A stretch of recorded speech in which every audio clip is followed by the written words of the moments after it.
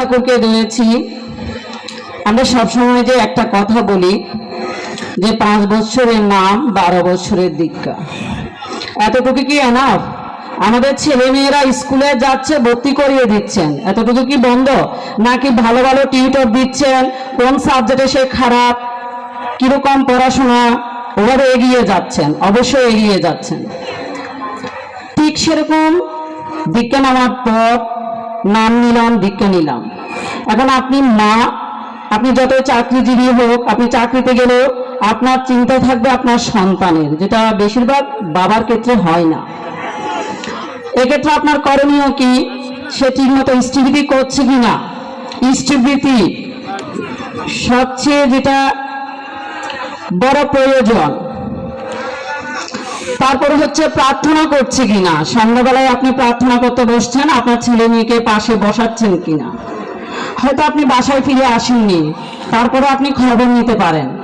আপনি স্কুলে গেছে কিনা সেটা খবর নিচ্ছেন, পড়তে বসছে কিনা, টিউটর আসছে কিনা। আমরা মায়েরা তো এগুলো নিয়ে পড়ে থাকি, এবার থেকে এটা নিয়ে একটু পড়বেন।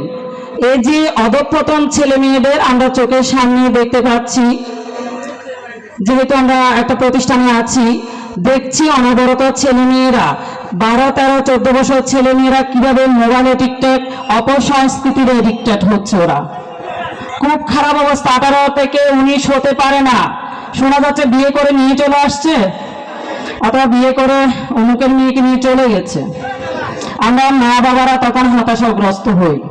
কেন এমন হচ্ছে? নানান প্রশ্ন আমাদের মনে জাগে যে আমরা তো এরকম শিক্ষা দিইনি। সঠিক আদর্শ, আমরা মা বাবা যদি সঠিক আদর্শ কেন্দ্রিক হতে পারি, আমরা তো শিখব। যখন আমরা ঠাকুরের দীক্ষা নিব, আমরা জীবনযাপন কিভাবে হবে আমরা শিখব। তদুপরি আমাদের সন্তানদেরকে শিখাবো, সে শিখতে শিখতে শিখবে কতটুকু করা উচিত, কতটুকু উচিত নয়। ঠাকুর যে বৈশিষ্ট্যের কথাগুলো বলে গিয়েছিল, তার মধ্যে হচ্ছে সুবিবাহ, সুপ্রজনন।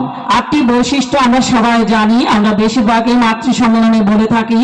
নিষ্ঠা, ধর্ম, সেবা, প্রেরণা, শুশ্রূষা, সাহায্য, সংরক্ষণ, সর্বশেষ হচ্ছে সুপ্রজনন।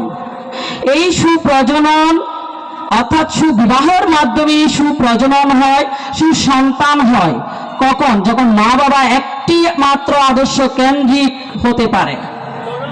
এই মা বাবা আদর্শ কেন্দ্রিক হওয়ার জন্য ঠাকুর যেই নিয়মগুলো দিয়ে গেছেন, 5 বছরের নাম, 12 বছরের দীক্ষা। দীক্ষা মানে দক্ষতা অর্জন করা। দীক্ষা নেওয়ার পর আমরা শিখব, সবকিছু শিখব।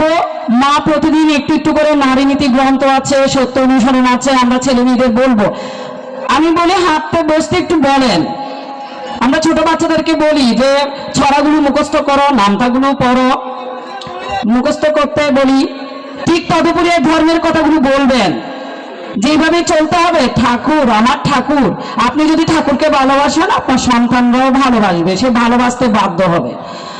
হয়তো দেখবেন এই হতাশাগ্রস্ত সমাজ, এই লাখো লাখো, এই যে কত মানুষ, এখানে এত হাজার মানুষের উপস্থিতি একদিন লাখো লাখো মানুষে পরিণত হবে। সবার সদ্গুরুর শরণাপন্ন হবেন, এতটুকুই আশা রাখি। আমাদের ধর্মসভা